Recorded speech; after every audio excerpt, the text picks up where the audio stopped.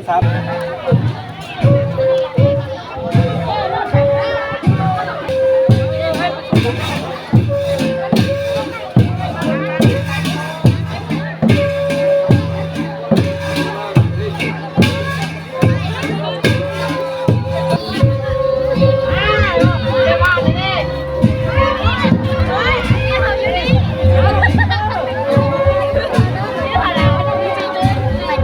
มันก็มาฮอดปะ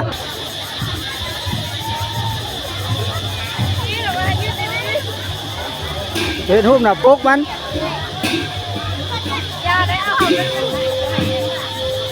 งามเอ้ยเยี่ยม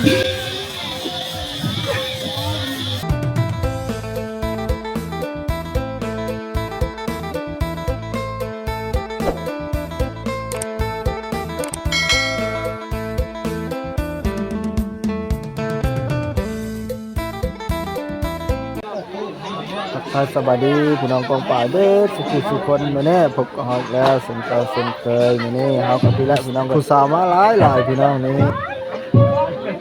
ผ้าป่าสามัคคีพี่น้องที่วัดบ้านปานามเนาะนี่ก็มาเห็นผู้เสร็จผู้สาวพี่น้องมีทั้งบ้านเฮาแน่แล้วก็บ้านอื่นที่ว่าเขาเจ้ามาร่วมบุญร่วมทานน้ำกันพี่น้องนี่ฮอดก็มาตรงนี้ก็มีหลายคู่หลายคนพี่น้องผู้เสร็จผู้สาวยกมือแซวสะนี่ก็มาทั้งไก่แน่พี่น้องมาตั้งแถวพุ่นละแถวนัสนนดงมะเงี้ยวพี่น้องแล้วก็มีหลายบ้านหลายเมืองพี่น้องหลายบ้านพี่น้องที่ว่ามาร่วมในงาน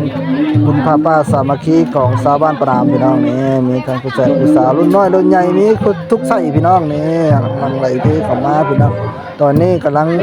คุณเขี่ยวคนกำลังไหลเข้ามาโฮมพี่น้องมันของตุ้มของทางเขากำลังตีคุณเขี่ยวท่าอยู่พี่น้องเพราะว่าตอนนี้คนเข้ามา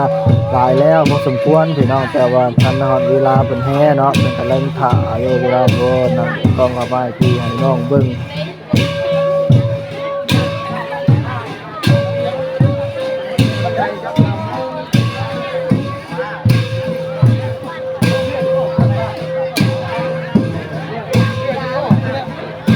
พี่น้องตัดภาพมาวันนี้เฮาก็จะย่างเข้าไปทั้งกลางผู้ชมผู้สาวเวลาพี่น้องเลยเพราะว่าตอนนี้เฮาก็จังก้าวเข้ามาดึงทางในแล้วพี่น้องนี่ผู้สาวที่นี่เป็นผู้สาวเจ้าถิ่นพี่น้องสาวปนามเองพี่น้องนี่ยกมือทะเลเลยพี่น้องแอบเบลพี่น้องไปวุ่นเลยมาแล้วพี่น้อง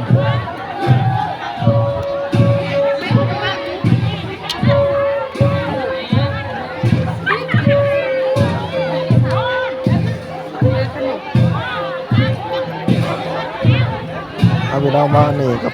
มาเบิ่งเป็นแสบเป็นสายพี่น้องเพราะว่าคนกำลังแห้งไหลเข้ามาหลายพี่น้องบ้านแล้วก็ตัวไหลเทเข้ามาแล้วพี่น้องเรื่องทางนั้นคือที่มันเป็นเรื่องทีมงานนาสโนดพี่น้องเขาเจ้าก็มาหลายคนนี่พี่น้องนี่มาดึงกล้องกับไม้พี่ให้น้องเบิ่งโอ้เขาเจ้าก็มาหลายนี่พี่น้องว่ามาทางนี้กันพี่น้องตัดภาพมาวันนี้ก็มาเบิ่งทีมงานตีกองตุ้มกองหางเฮากันกำลังไหลเทมาพี่น้องตอนนี้ก็ยังคุณเขียวตีอยู่พี่น้องแต่ว่าตอนเขาเจ้าก็ยังขาผู้บาอาจารย์เพิ่นอยู่พี่น้องพรเงียบพาเล็กน้อยพี่น้องพรเซลซะพี่น้องครับดูเสียใจจังน้อยพี่น้องอยากเข้าไปถ่ายใกล้อยู่พี่น้องแต่ว่าเฮาอยากได้มุมทุกเส้นทุกชั้นนี่พี่น้องก็เลยถ่ายให้ห่างๆจักน้อยพี่น้องก็ได้เวลาดึงกล้องเข้ามานี่แหละนี่พี่น้องมีต้องไปจัดผู้สาวพร้อมที่ว่าเขาเจ้ามาเกี่ยงพระให้ดึงตอนนี้ก็เริ่มแล้วพี่น้องมีทั้งทีมงานดาวติ๊กต็อกพร้อมพี่น้องโอนเริ่มที่สายไล่สดพร้อมแล้วน้องโอ้ยอันนี้ปารามีอันนี้ก็มาบังหน้าผู้สาวพี่น้องเอ้ยก็เลยบ่ได้เห็นหน้าผู้สาวซ้ำบ่ละปารามีบักนี่น้องฮอตก็มาทางหลังนี้ก็นี้หลายคู่หลายคนพรเซลแซ่บน้องผู้เฒ่าผู้ใหญ่พี่น้องก็เล็กน้อยแต่ผู้สาวพี่น้องนี่คนของตุ้มของหางเฮาพี่น้องเสียดายแต่ว่าของตุ้มหน่วยเดียวของหางหน่วยเดียวพี่น้องสันนี้หลายหน่วยคือแถวเขตบ้านเพิ่นโอ้โธ่พี่น้องเสียงแน่นคักเลยอันนี้หน่วยเดียวพี่น้องนี่ก็ทีมงานตาภาพวันนี้ก็เป็นทีมงานผู้นี้จัดตีเองเลยพี่น้อง เต็มที่เลยงานนี้มันเด้อพี่น้องไอ้ยเพอปีละเทื่อที่ว่าของเจ้าจัดงานบุญใหญ่บุญสามัคคีหรือว่าบุญผาป่าพี่น้องบุญผาป่ามาถ้าพูดแล้วพี่น้องมาแต่แถวนครหลวงเวียงจันทน์แน่แล้วก็มาทั้งแถวเขตสวรรค์พร้อมพี่น้องที่ว่าของเจ้ามาสมทบกันก็มาถวายทั้งทีมงานวัดบ้านปราของพวกเขาเนาะพี่น้องเนาะทอดก็มาทางหลังเอกผู้เสพผู้สาวเพื่อว่าเจ้ามาแห่เลี้ยงพี่น้องคอยเดินไปน้ำกันพี่น้องผู้เสพผู้สาวก็มาหลายสมควรพี่น้องมาทางทางบ้านแน่กับบ้านใกล้บ้านไกล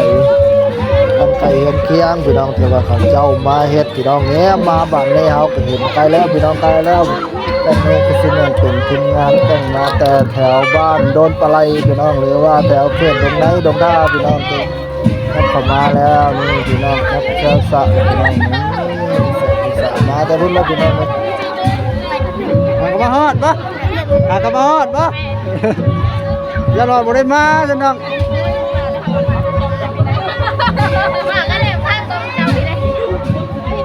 งามพี่น้องได้ผู้สาวเทว่าเขาเดินทางมาแต่คนละแถวบ้านเปิดปากแล้วไหมล่ะเปิดหน้าได้กว่าในแน่พี่น้องเทว่ามาร่วมในงานบุญนี้เนาะมาหลายบ้านพี่น้องแต่นี่พี่น้องบ้านนี้ของานกายไปเฮาก็ต้องเบิ่งทางหลังแน่พี่น้องของว่าก็มาตอนนี้ก็มีหลายคู่หลายคนพี่น้องมีอัดภาพมาวันนี้ก็เป็นทีมงานแก่งเก่าพี่น้องที่ว่าทีมงานเขาน้องอ้อยแล้วก็มีหลายคู่หลายก็ฮอดมาหา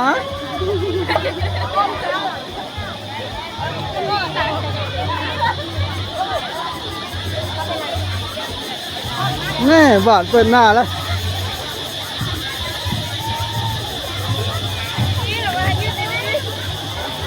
เห็นหุ้มหน้าปกมัน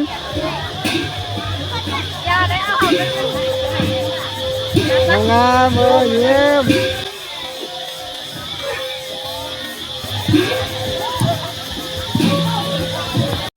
เอาวันนี้เป็นโค้งพิพาทชายทุกพี่น้องเลยผลไม้คลิปนี้ก็ฝากไลค์ฝากแชร์ฝากกดติดตามให้พี่น้องเรามีกำลังใจคลิปอีกต่อไปพี่น้องคลิปหน้าเจอกันไหมพี่น้องบ๊ายบายจบคลิปจุ๊บ